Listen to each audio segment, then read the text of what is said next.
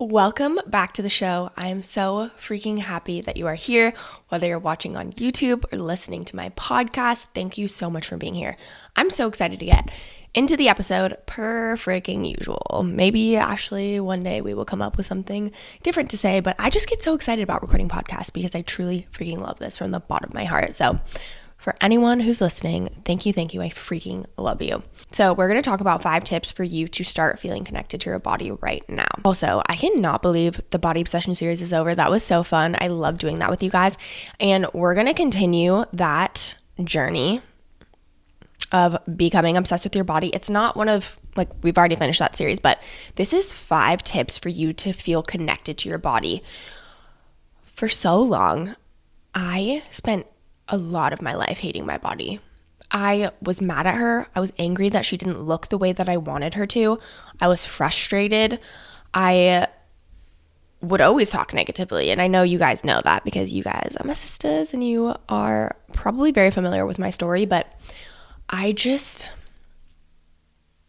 hated my body. And when you don't feel connected to your body either, especially when you're being so negative and just so angry with her for not looking the way that you want, it's really hard to feel connected to her.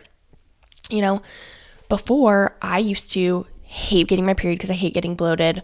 I used to be very upset if I got bloated. If I didn't go to the bathroom in the morning and felt bloated from that, I would be kind of angry all day. It affects your mood so much on how you feel about your body. But now that I have such a beautiful, amazing relationship with my body, even if I'm not damn, I look so hot right now, I'm still I love you and I appreciate you for carrying me through the whole day and allowing me to walk, allowing me to digest foods. Being so grateful for your body and feeling so connected to your body is life-changing. But I was gonna say too, now when I get my period, I'm wow, you're so magical. The fact that you just bleed for, 4 days and you don't die.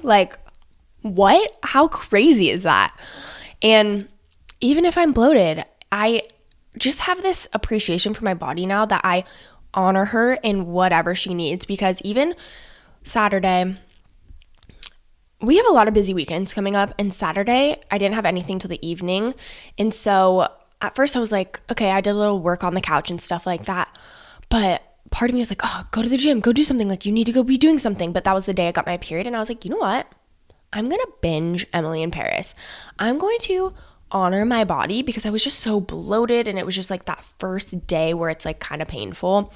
Not that I don't really get horrible cramps or anything like that. But I was just it was the day I got my period. So it was the adjustment phase of, okay, I'm bleeding now. And I feel I just needed that day to just rest, and I binged TV all day, and it was exactly what my body needed, especially because the next day we were going golfing all day. So I needed rest. And I also, again, honored my body I went and saunaed. I didn't go to the gym, but I did do something to care for her, which was sauna. And I think people think the only way to care for your body is working out, and there's so many beautiful ways you can take care of your body, like sauning, taking a bath, knowing when to rest. There really are so many ways that you can listen and honor your body. And I'm just going to say this one caveat, like I say all the time, but honoring your body and doing what you feel are 2 different things, okay? Honoring your body and doing what you feel are 2 different things, okay? And I know you might be Ashley, what are you talking about? A lot of times when we take this more intuitive approach to eating healthy and working out and moving our body, we think that means we just do what we feel like. And that is not the case. You need to do what your body needs, not what you feel like. Okay, I could be oh, I feel like eating 20 cookies right now. Is that what my body needs? No. There is a difference, okay? Maybe I have a ton of energy and I'm oh, my body needs, I don't feel like going to the gym, even though your body needs that workout. That's what it's craving. Honoring your body is doing what your body is truly craving, not what mentally you necessarily feel like, okay? So anyways, we'll get a little bit more into that into the episode, but I always like to say that because there is a big difference. How would it feel to finally step into the body you've always dreamed of, effortlessly and with absolute confidence? If you've been stuck in the endless cycle of diets, workouts you hate, and constant self-doubt, I've got something so exciting for you. It's called Body Freedom, and it's not like anything you've ever tried before. Body Freedom is all about transforming your body from the inside out. It's about becoming obsessed with your body in the best way possible. Imagine waking up every single morning feeling connected, in tune, and totally in love with your body. No more forcing yourself to eat bland foods or dragging yourself to the gym out of guilt. In Body Freedom, healthy habits become a natural part of who you are, not something you have to force. This program is for the woman ready to stop chasing her dream body and start living in it now. It's for the girl who's done with diet culture and ready to find true freedom and confidence in her own skin by connecting to her own body and stepping into the version of her who already has her dream body and releasing all limiting beliefs.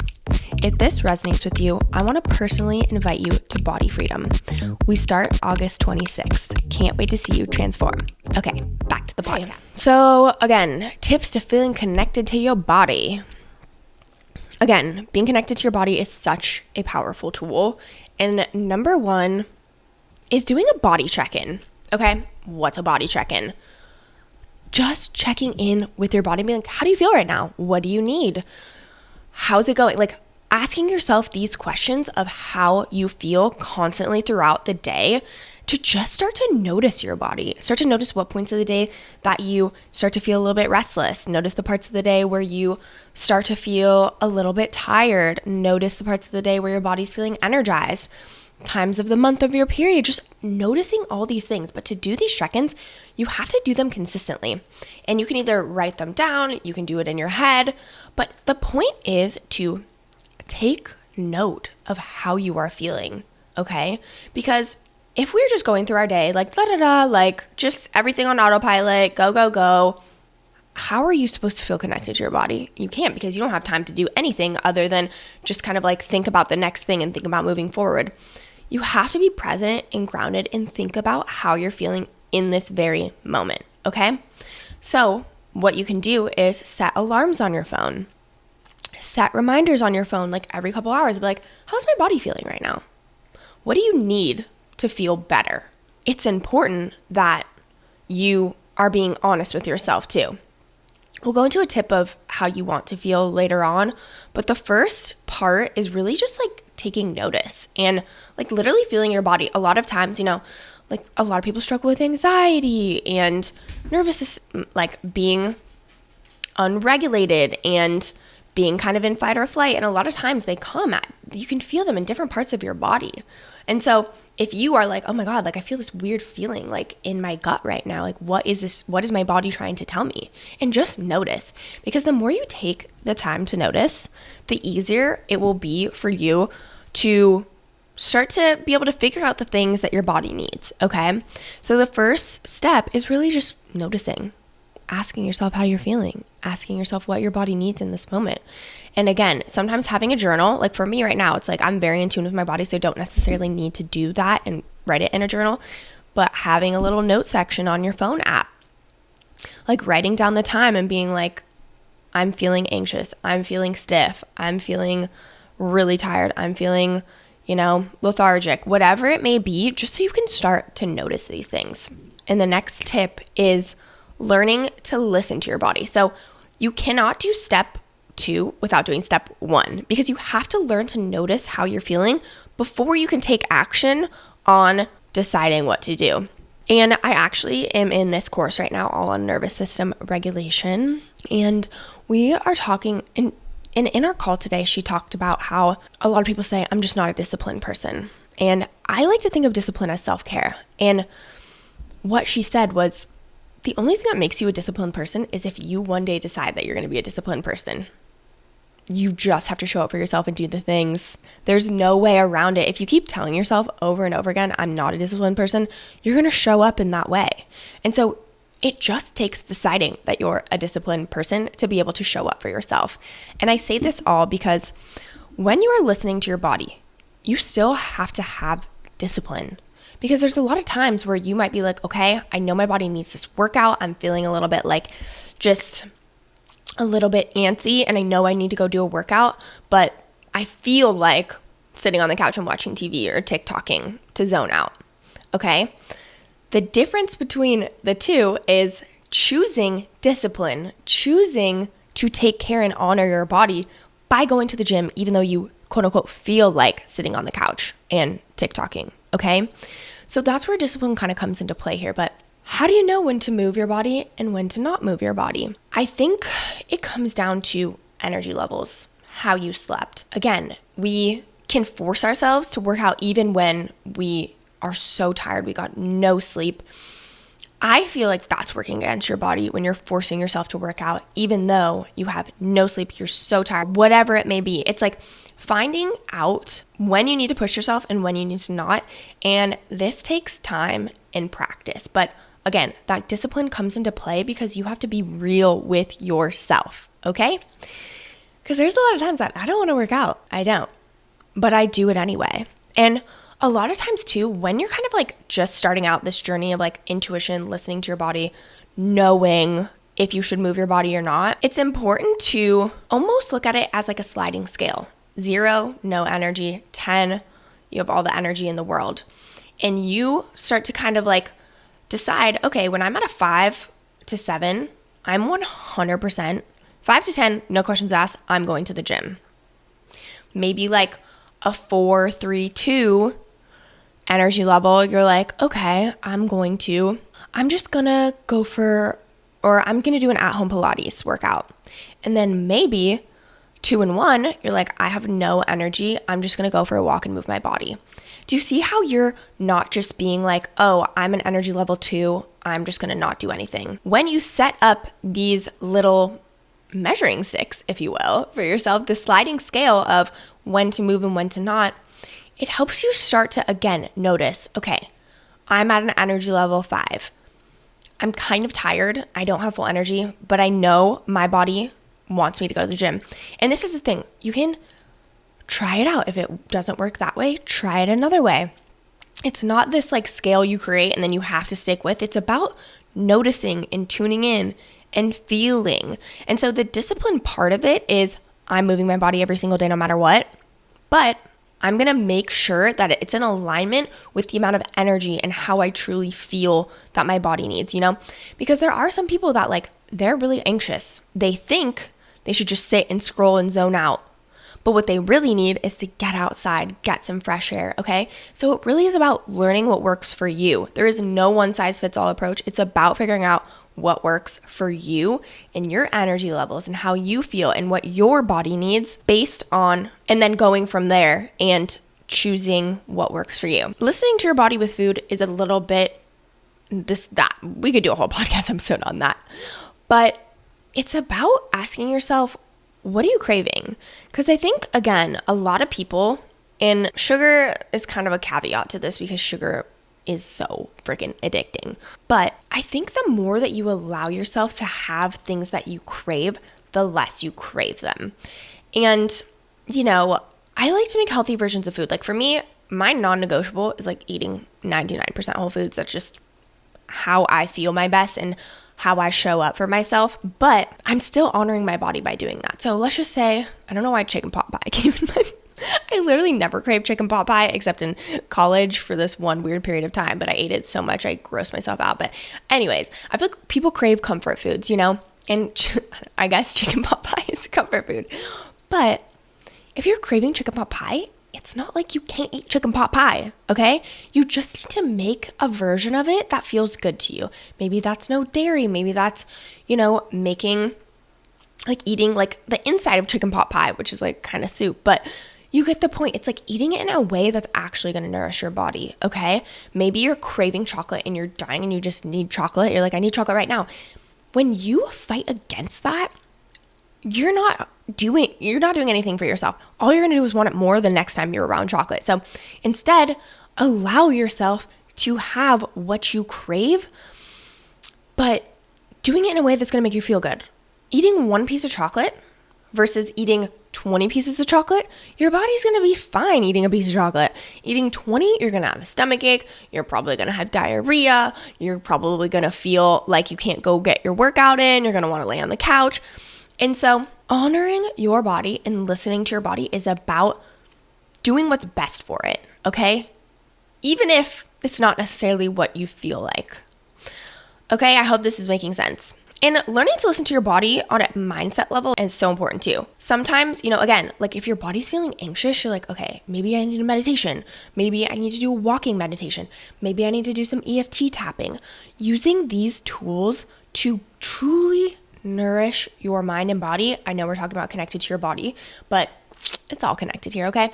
So truly tuning in and asking yourself, okay, I'm feeling so anxious. What do I need? Okay, maybe I need meditation. Maybe I need to go run and blast music, okay? It's like, it truly is, again, figuring out what you need. And this takes time to figure out, and that's okay. But I feel like people struggle to stick with quote unquote what they think they need to do when they're doing what they think they need to do rather than what their body truly needs. I think this is where the whole fitness industry gets really messed up. Is it's so structured, it's so disciplined. While yes, discipline is important, but it's more important to feel connected to your body and truly learn what your body is craving and taking action in that way, because you will never fall off if you're honoring your body. Because let's just say you have a structured workout routine where you're like, I'm going 5 days a week. I'm going to the gym 5 days a week, but then your period comes and you have absolutely no energy and you're like, I have no energy. I slept like shit. I feel like shit, but I have all these cramps, so I'm just going to force myself to go to the gym anyways.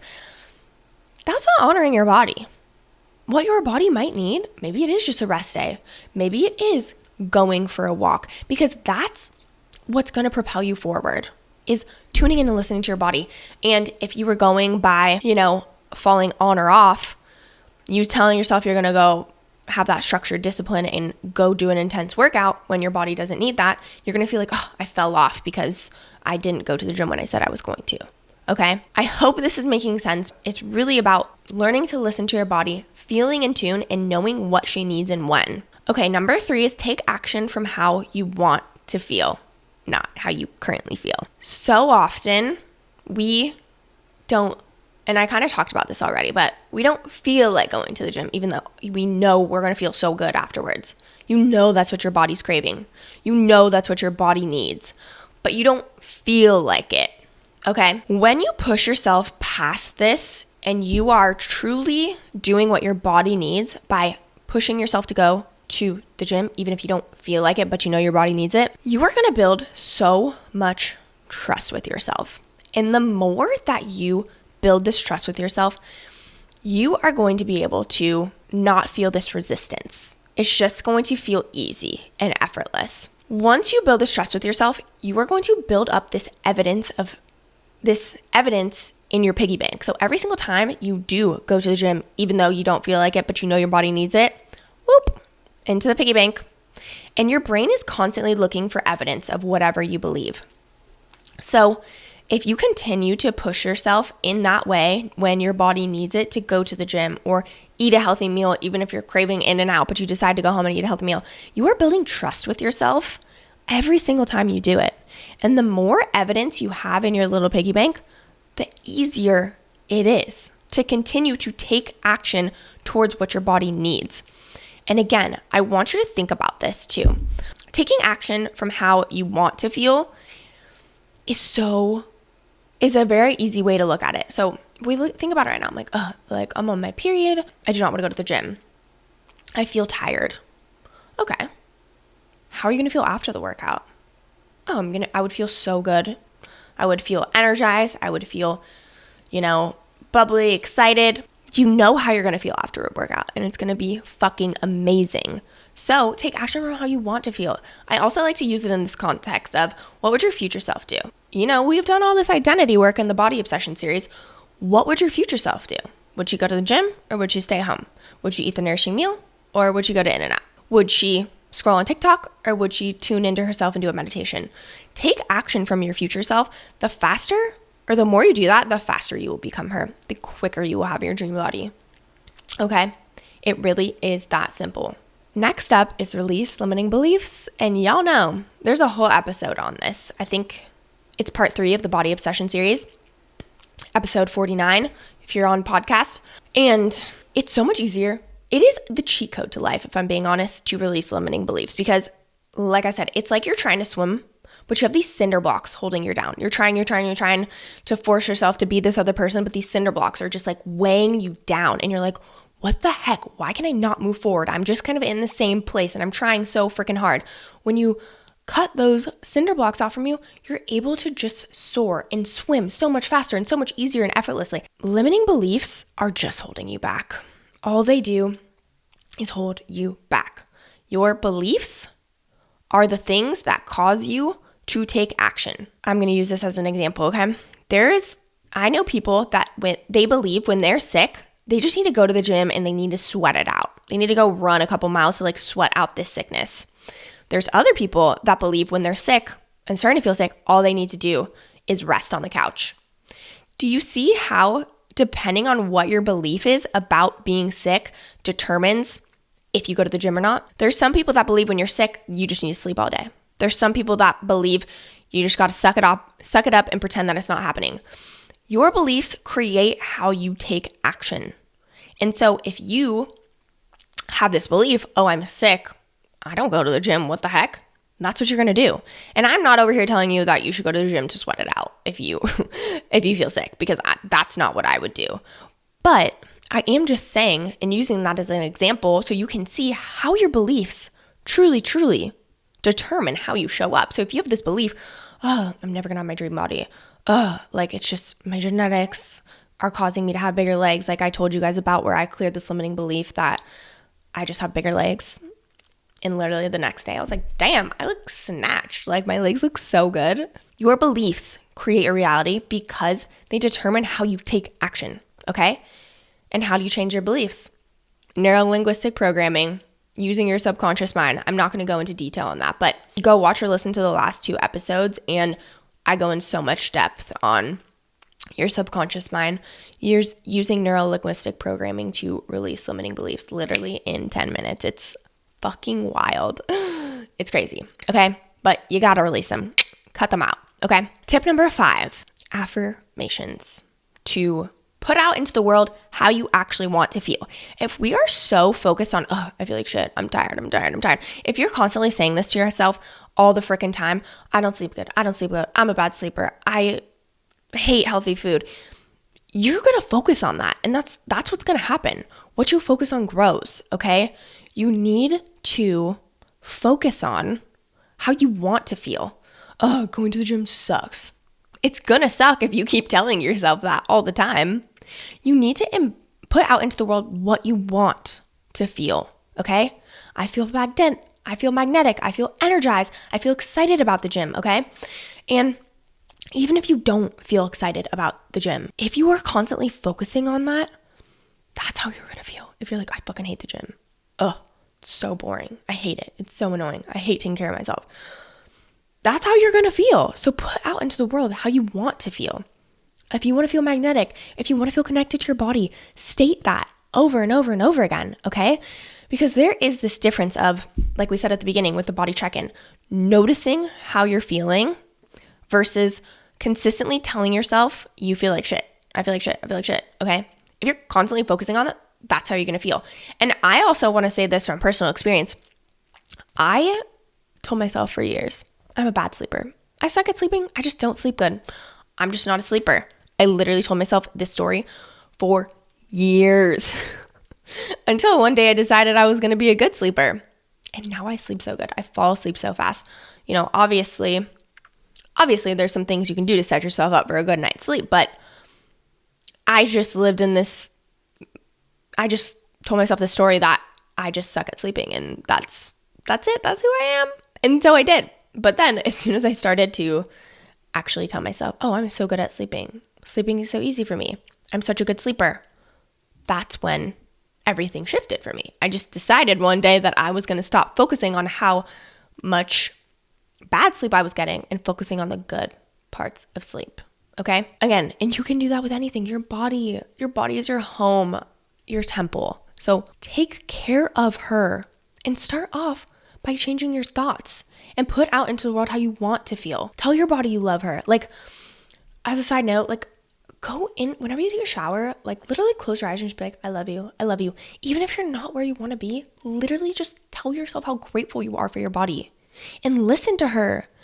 Our bodies are always trying to tell us something. Our bodies are always trying to keep us safe. And the more you can tune in and listen, the easier it's going to be to feel good in your own skin. Not only will you see progress and want to honor your body and see progress so much faster, but you'll also just have this deep connection with the one body that you have in this lifetime. So be nice to her, honor her, love her, okay? It's part of the journey. And once you start to love your body, that is when you have so much more space in your life to feel and enjoy other aspects of life, because trust me, I know how much brain capacity your body has on your mind. I know it because I struggled with binge eating and all the things for over 8 years, okay? And it's not perfect. It's not like every day I'm like, damn, I'm so hot. But if I do have a thought that's like not a positive one, I always reframe and I'm like, I'm sorry, I love you. Even if we're not feeling hot today, like, I love you and I'm grateful for you and thank you for everything that you do for me. Like, just being so kind to your body, because it's literally the only one you have in this lifetime, okay?